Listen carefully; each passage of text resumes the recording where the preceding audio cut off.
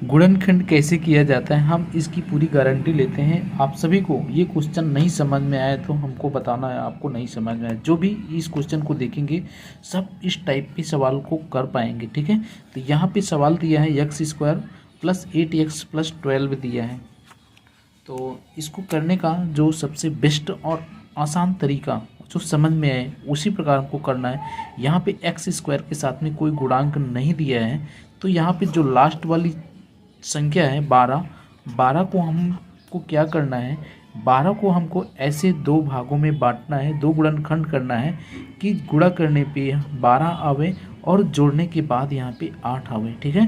तो 12 को हम लिख क्या सकते हैं, 12 को हम लिख सकते हैं 6 गुणे 2, 6 गुणे 2 यानी 6 दूनी 12, और इसको हम 6 प्लस अगर 2 करेंगे, यहाँ पे 6 प्लस कितना 2 कर देंगे तो कितना आ जाएगा, 8 आ जाएगा, ठीक है।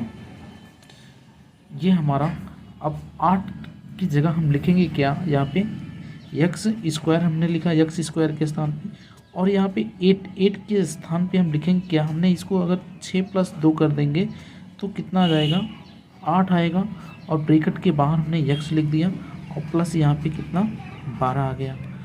अब अगला स्टेप क्या है, अगला स्टेप पे हम ब्रैकेट को ओपन करेंगे। ब्रैकेट हमने क्या किया, ओपन किया, 6 और x का इधर से गुणा हो जाएगा 6x, और प्लस यहाँ पे 2x हो गया, और प्लस यहाँ पे कितना 12 हो गया, ठीक है।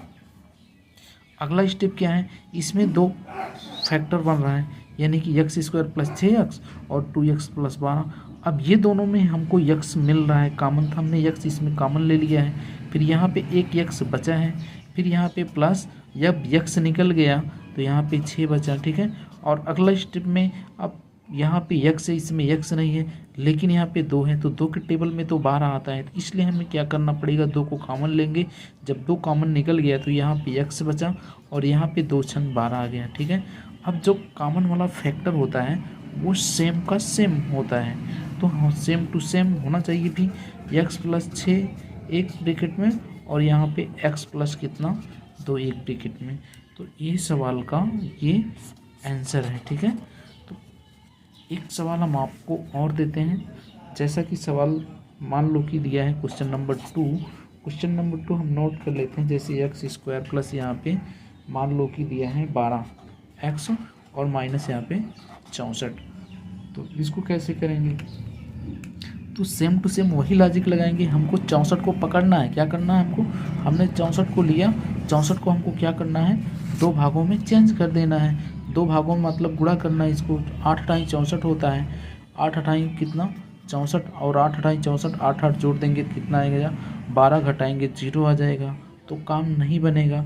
और कितना होता है, 16 चौके 64 होता है, 16 चौके कितना हो जाएगा 64 हो जाएगा, और 16 में हम क्या कर देंगे -4 कर देंगे तो 12 आ जाएगा, ठीक है। तो हमको यहाँ पे इसका फैक्टर 16 गुणे 4 मिला है, तो हम लिखेंगे क्या, एक्स स्क्वायर प्लस 12 के स्थान पे हमको क्या लिखना है, यहाँ पे चिन्ह माइनस का है, माइनस करने पे ही 12 आएगा। 16 में हमने 4 माइनस कर दिया और ब्रैकेट के बाहर एक्स और माइनस यहाँ पे 64 हो गया। फिर उसके बाद यहाँ पे अगला स्टेप में ब्रैकेट को हम ओपन करते हैं। ब्रैकेट को हमने क्या कर दिया, यहाँ पे प्लस का साइन था प्लस, फिर यहाँ पे एक्स आ गया, फिर प्लस का साइन प्लस, यहाँ पे माइनस प्लस माइनस माइनस हो जाएगा, फिर माइनस यहाँ पे 4x हो गया, फिर माइनस 64 हो गया। अगला स्टेप में हम क्या करेंगे, अगला स्टेप में वही हम कॉमन ले लेंगे। यहाँ पे क्या आ रहा है, दोनों में कॉमन आ रहा है, हम इसको क्या कर लेंगे, एक्स स्क्वायर प्लस 16x एक में और -4x माइनस 64 को अगला स्टेप में। फिर यहाँ पे हमने x कॉमन ले लिया है, x कॉमन लेंगे तो यहाँ पे कितना मिलेगा, x मिलेगा, और प्लस हमने x यहाँ पे कॉमन लिया तो यहाँ पे 16 आ गया।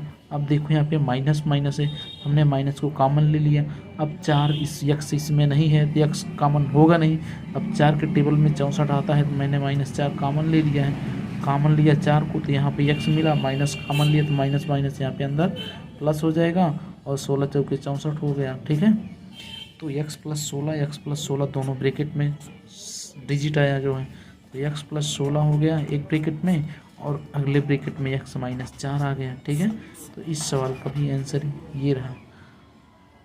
हम आपको एक सवाल देते हैं, आप सभी को उस सवाल का होमवर्क करके देना है। क्वेश्चन नंबर जैसे हमने 3 लिख लिया, एक्स स्क्वायर प्लस यहाँ पे हमने 7x लिख लिया और प्लस यहाँ पे हमने क्या कर दिया 12 कर दिया। ठीक है, इस सवाल को कमेंट करके आपको आंसर देना है, आपको इसको कमेंट में आंसर देना है। ठीक है, तो वीडियो अगर अच्छा लगा हो तो प्लीज़ वीडियो को सब्सक्राइब ज़रूर करें और लाइक ज़रूर करें, क्योंकि आप सब्सक्राइब करेंगे तो मेरा सब्सक्राइबर बढ़ेगा और मेरा मन और हम और अच्छे तरीके से आप सभी को